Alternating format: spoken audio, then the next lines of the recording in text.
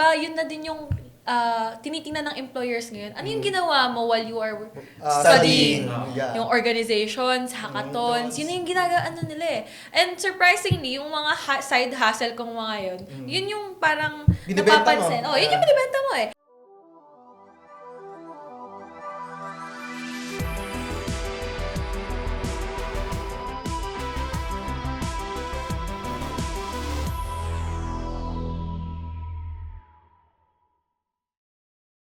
Hi, welcome to Kaka Computer. I am Marvin. I am Merville. I am Honey. I'm Erman. So, with this episode, we're going to be tackling hustling on a student budget. Yan. Student budget. Kaya nga. Saan ba magsisimula yun? Wala ba elementary? O... Yung ano, Pwede yung naman. pinakababa. Student pa rin Oo, naman tayo. student pa rin naman. Ayan. Student, no? Student. Grabe. Ako nagsimula grabe yan. Like, pagawa-gawa lang ng assignment ng classmate. True. Same, Like, same. masipag-sipag ka lang, tapos hingin mo, like, di ka ba marunong mag-math? Sige, ako na yan. 20 pesos lang pang merienda lang. Ganun. Yes. Siguro, sa akin naman, ako yung may pinakakaibang hustle sa atin kasi yung hustle ko is more on the experience rather than the monetary value. Kasi kung ano-anong hustle ang ginawa ko, nag-try ako events coordinator para sa weddings, sa tech events. Isipin mo kung saan-saan all around the place. Lupit ah. Tsaka din ako, yung Jollibee crew, yung mga summer jobs ko, yan. Kayo ba? Sa akin naman, same. Siguro ang pinakauna kong side hustle nung elementary ako. Baka-bata pa pala. Oo. Gusto ko lang yung mga tiglilima, gano'n. Nagre-repackage ako ng cookies or yung mga factory na products. Tapos binibenta ko siya ng 5 pesos or 10 pesos. Tapos nag-ano rin ako ng ice candy. Naglalako ako sa subdivision namin noon. Very entrepreneurial. Oo, tapos Try ko na ganyan, yung ice candy dati. Oo, 'di ba? So, ako naman like throughout my whole life, parang nag-hustle din ako. High school, gumagawa ako ng mga homework ng mga kaklase ko katulad ni Marvin. Pero yung sa akin, medyo kailangan, pag madami kang assignment, siguro umaabot ako ng mga 1K per commission. Gano'n. Totoo. Paldo sa pala tayo, no? Ganyan talaga pagka desperado yung mga klase natin. Oo, kasi sila na mismo yung lumalapit sa akin, "Uy, balita ko, gumagawa ka ng syempre hush-hush lang yun. Hindi naman Pero, hustling-wise, hindi ako sa tech yun, entrepreneurship. Tapos naging HR assistant din ako dati. Tapos nag-BPO din ako. Same. Di ba? Same. Ay. Oo. Mga Simon. come on. Oh, same lang din ako sa inyo. Nung elementary ako, gumagawa ng ube si mama. Tapos nilalako ko sa... Di ba? May prosyento ka lang. Tinatawag ko, oy, monkey business ka, ayos ka. Kasi nakikita niya yung eagerness ko na talagang sabi ko, benta ko po itong ube sa inyo. And then, nung same elementary lang din, lumalapit sa akin yung mga classmates ko. Bro, gawin mo naman tong test ko, gano'n, gawin mo tong assignment ko. So, yun, save, 5 piso, 10. And then, this high school, na-introduce na ako sa freelancing. Freelance. Ayan. Pinaka topic natin. Yeah. Kasi freelancing, within the word itself, yun talaga yung sikat sa atin eh. A lot of people do that kasi it's very free and Skills lang ang kailangan. Oo. skills lang yung kailangan. Pero syempre, it's trust. Tama. Trust building. Diba? What's your first client? Kakilala mo ba? Or sa outside? Okay. Yung naging first client ko was a collaboration with my mentor. Oh. So yung mentor ko, friend ko rin yun. So si Daniel Zan Baltasar.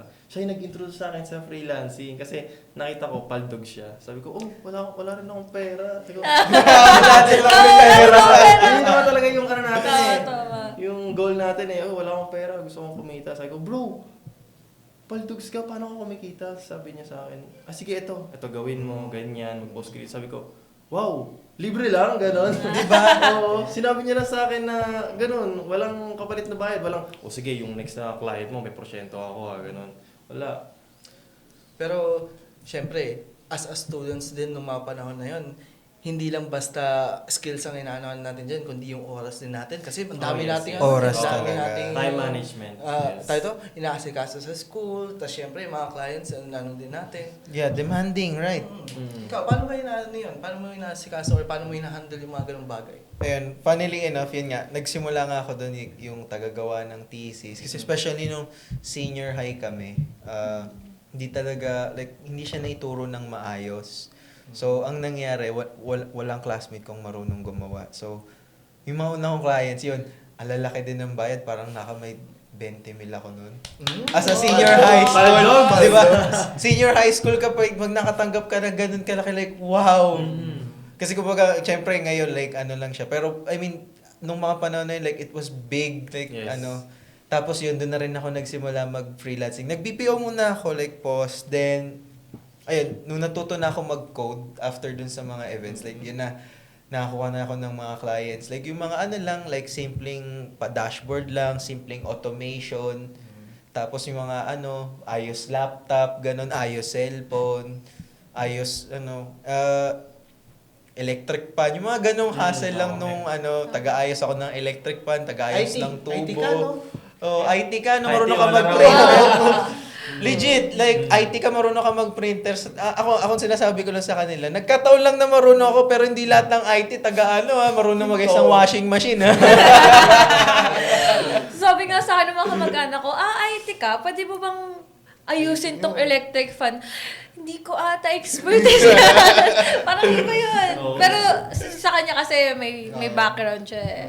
Tama ba? No, nagkataon lang na marunong ako, pero pinapaalala ko lagi sa mga sa mga nagpapagawa sa akin, hindi lahat ng IT. engineer, hindi lahat ng engineer marunong gumawa niyan.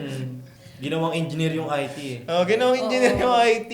Pero kung tutuusin, di ba, like side hustles like this, hindi naman siya yung sobrang high risk. Dahil, in a way, ang dinugugol mo, oras, yung pressure or ano pa.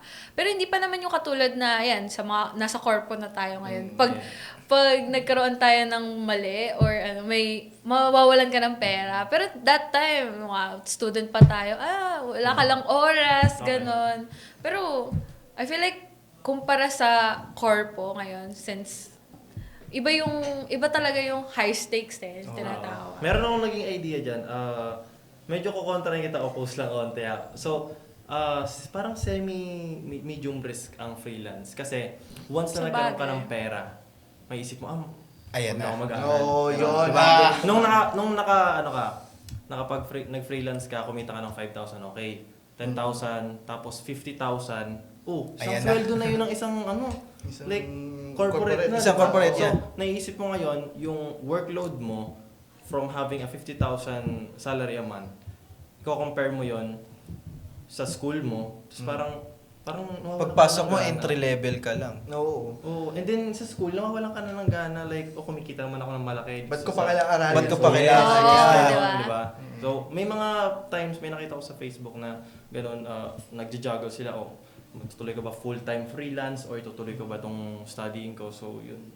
Oy, parang another topic ata yan. Parang mahirap i-delve Parang into grabe sa isang yan. session yan. Pero on that note din naman, pinakamalaking struggle is kung may kinikita ka na, paano mo siya pagkakasahin as a student dun sa daily lifestyle mo, sabihin natin sa pamasahe, pang-projects. Totoo. okay.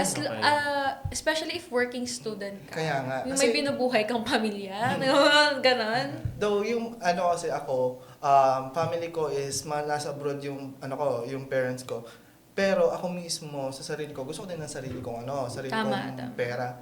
So, pagka may events ako, kasi as a volunteer, tulad nga sinabi ko sa inyo, iba yung sa akin, hindi monetary yung yung budget ko or yung parang inaasikaso ko nung hassle ako nung college.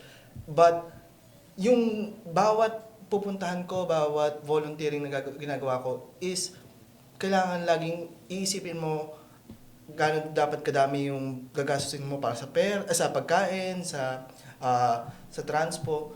And siguro sa inyo pa na, di ba nag-working student kayo noon, kailangan nyo din talaga na tight budget talaga. Kailangan Tama, talaga tama. bantay sarado yung mga ganong bagay. Kaya kung kayo na tayo to, kumikita lang ng ganun 50K, sa akin volunteering talagang libre pa. Pinagkakasya ko lang lagi talaga yung mga free foods na binibigay tsaka mga free accommodation na inaano. And honestly, pag sa hustling kasi, like, kaya din natin parang gusto na magkaroon ng sarili nating pera kasi, like, di ba, yung culture nun sa college. I don't know, nung time ko kasi medyo, I guess, pinalad ako na walang ganun dahil gawang pandemic. Pero, may mga ibang colleges kasi na may kultura of spending. Yeah. Tama. Like, Yung spending with friends. Spending with friends, like, like for example, magbibilyar kayo, like, it costs money. Yeah. Like, marami kang hindi may experience na mga bagay kapag you don't have money. Oo. So, you have to be creative. And kanya yung sa pag-join ng events, like, it costs money kasi you have to, kailangan sumakay ka ng jeep or ng foods. Yeah, exactly. So, ang gagawin mo is like, kailangan sulitin mo yung pagkain dun sa event kasi di ka na makakakain. O kaya yung baon mo, Pala yun. titipirin mo talaga just to be able to attend Yeah. those kinds of events. Are you a one-day millionaire type of person? Don't worry, we got you.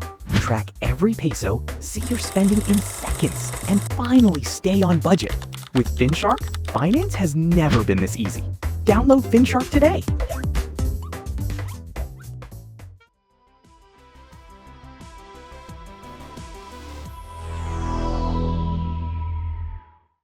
So, importante kasi talaga yung hustling kasi like para ma-enjoy mo yung college life mo. Kasi especially if your parents is not that rich, tas napunta ka sa, let's say, very fancy school. Siyempre, yung mga ano mo dyan, like, punta tayong LU, punta tayong Batangas, punta tayong, mayroon pa, punta tayong Vietnam. Diyos ko po. Pero, speaking of, kasi nga, alam niyo yung meme na kailangan ng 20 years of experience bago ka papasok sa isang entry-level True. job. Ano ba yun? Yun pala yung na dapat Oo. habang Nag-aaral ka. Habang nag-aaral ka. ka. Dapat may Nag-hustle ka na. Kasi 'di ba, yun na din yung tinitingnan ng employers ngayon. Ano yung ginawa mo while you are studying? Yeah. Yung organizations, hackathons, yun na yung ginagawa nila eh. And surprisingly, yung mga side hustle kong mga yun, yun yung parang Binibenta napapansin. mo. Oh, yun yung binibenta mo eh. Yung akala mo, ma-attend ako ng event na to para lang sa pagkain. Pero pag nakikita siya ng employers na, okay, yung mga event na to pinuntahan mo, may ginawa ka, naging relevant ka, naging organizer ka.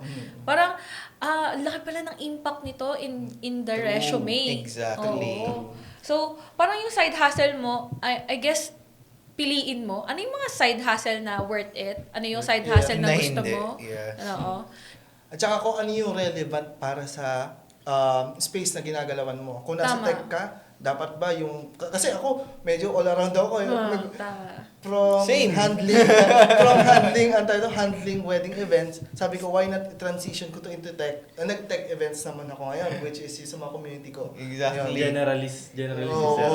Ako, naging tobero ako, taga-ayos ng ano. Legit yan. Like, natatawa sa akin si Honey, minsan nagle-late night call kami. Sabi niya, anong ginagawa mo ngayon?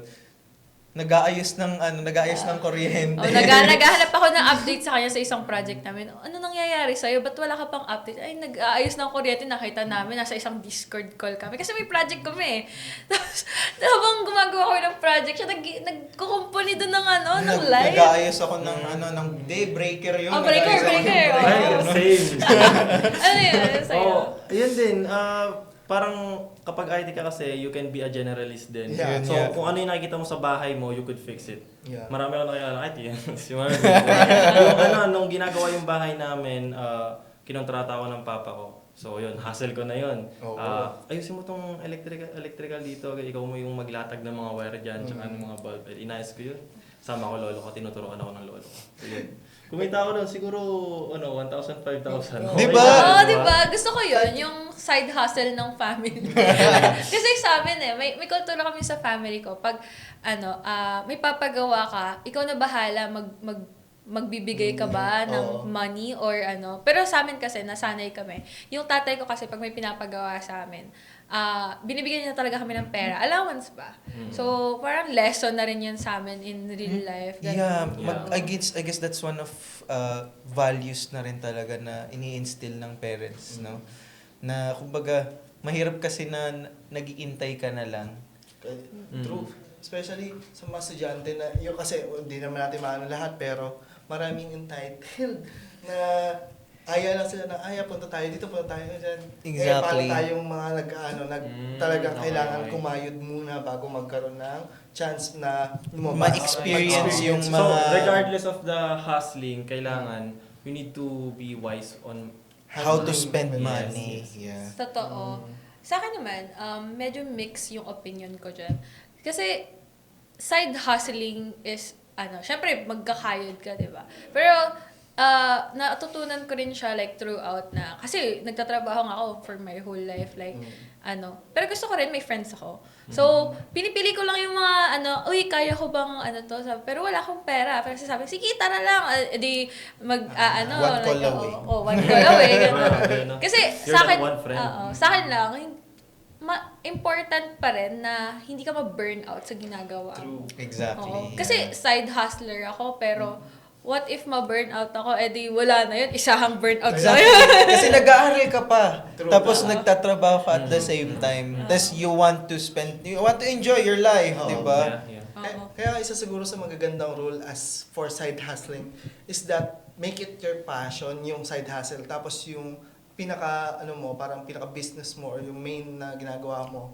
Kasi kung tayo ng students, schooling ang main business natin or main focus natin.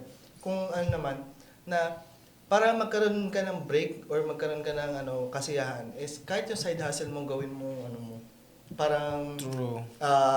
energy or motivator mo, di ba? Okay. Funnily enough, may mga side hustles. Kasi kumbaga, since may iba't iba tayong points sa life, like iba-iba tayo ng like iba-iba din kasi yung shape talaga ng pagsa-side hustle. Like merong iba yun nga, katulad namin na yun nga, taga-ayos, taga-repairman, like medyo blue collar na work. Oo. Pero meron like, kumbaga, kung pinalad ka sa buhay, like mahirap kasi yung nakatunganga ka lang. Meron ako nakikita like mga talaga, like they're very rich, they're very fortunate. So ang ginagawa nila is side hustle nila is like internships. O inuubos nila lahat ng mga top companies. Like Kaya- nakapag-intern na sila sa lahat ng top companies. Wow. Okay. Then, and May mga honestly, May ganun, talaga. may ganun. yeah, and Oo. kapag if like malalaki ang bayad doon. I was fortunate enough like sa hindi ko alam kung pwede kong i-reveal pero it was above minimum wage ang aking ang aking Internship. internship. lang yun. Internship allowance pa lang yun. Internship allowance sa current company ko kaya nila ako inabsorb pero like above minimum wage. Di ko lang pwedeng i-disclose kasi baka bye-bye na ako sa work. NDA, oo. Oo, may pinipirmahan dun. Pero yeah, like honestly, it depends talaga on your life situation, Sure. your life goals. Like, hindi naman porket sinabing side hustle, like, yun nga, maghanap ka ng ng clients, ng what. Like, you can do whatever it's best for your situation. Pero speaking of, like, na-curious ako, paano nyo nakuha yung mga first clients nyo? Sa akin, through community talaga, dun sa mga sinalihan ko na sila mismo ang nag-offer up na, uy, try nyo sumama dito sa, sa event na to. Volunteer kayo dito sa ganito. And from there, sila na mismo yung nagbibigay ng accommodation, ng allowance, yung mga ganun. Masaya tayo accommodation. Yan, Tapos, yun din yung isa sa sasabihin ko May sana free na, food? May free food? Oo. na yung isa sa mga parang benefits ng sa side hustle ko is I really enjoy planning events or rather experiencing new events or new experiences. Kaya nga, kung ako tatanungin, gusto ko magkaroon ng engranding kasal kasi from my side hustle, nakita ko yung- Wedding planner. Oo. As a wedding planner, ayun. Yun Dun- yung naging standard mo? Parang gano'n na, Mm. dahil na Na-expose ranasan ka ko na to, dun. na-expose ako dito, ganito din yung gusto ko. Okay. Kaya yun, doon ako nakakakuha ng enjoyment at the same time ng, yun nga, extra pera para pumunta sa mga ganitong klaseng events or ganitong klaseng mga, basta yung mga kahit anong gusto mong gawin, kumbaga, basically. Kayo, first serious clients nyo? Di ba nabanggit mo first kanina. collaboration. Pero kayo ba? Kayong dalawa? Ako, first serious client ko, like, ano siya, medyo nepo kasi accounting firm siya. Tapos, alam niyo naman di ba pag accounting firm, like boring, especially nung mga pre-pandemic, like, yung alam niyo yun, medyo hindi pa ganun ka-high-tech. Numbers, Pero yun nga, kasi Paper-based kailangan, talaga lahat. paper-based sila and kailangan na nilang like mag-upgrade if they want to keep up. So, I guess that's my first, like, nagsimula ako nung taga-kabit ng ng computers, tapos ako din yung nag-set up nung para ako naging IT infra nila, nung mga ano na yun. Ayun, medyo solid naman. Ikaw, Siguro, hirap i-classify nung sa akin. Madami kasi akong iba't ibang kategory. Yung una ko siguro ang kategory na first personal client ko na ako lang talaga, walang team. Commission na may percent ako doon. Kasi madaldal ako. Like, sobrang dami kong nakakausap daily basis. May mga narinig ako here from there, uy, kailangan ko ng ganito.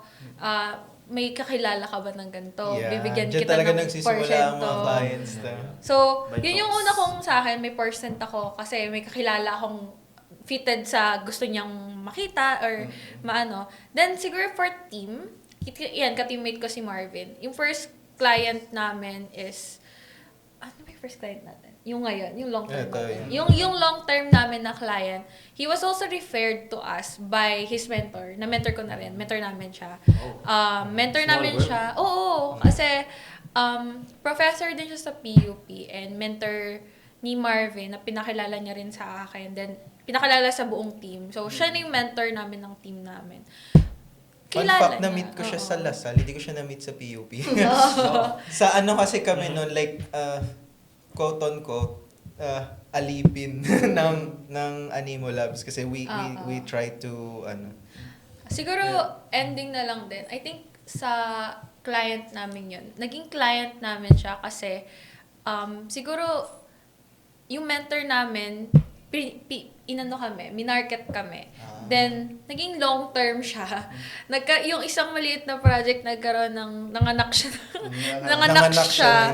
Naging long-term siya. I think 1 year, 2 years siya na duration. So, makikita niya yung app namin someday. Very, Looking forward to see that. Yeah. So, to end this, guys, it's important talaga to not be idle. Kumbaga, importanteng makapasa sa college life mo, pero wag lang kayo mag-stay doon. Like, life is beautiful, enjoy it. So, true. Mag-hustle lang kayo. Yes. Tsaka kung gusto nyo ng 20 years of experience, even though 20 ka pa lang, simulan mo na agad. Yeah. Do not be stagnant, do not be passive. Just, pag may opportunity, Take it. Sa akin naman, it's better to do it scared. Kung di mo kaya, hindi ko naman kaya. Hindi, okay lang. Sabi mo, sige, try ko. Try mo, tas along the way, parang mag-e-enjoy ka na rin. Yun kasi mahirap yung first step. Take the step forward. It's worth it. Yes. Thanks to our sponsors, Agora, Finshark, Tutorials Dojo, Young Satio, Amazon Web Services User Group Philippines, and Facebook subscribers. On to our next episode.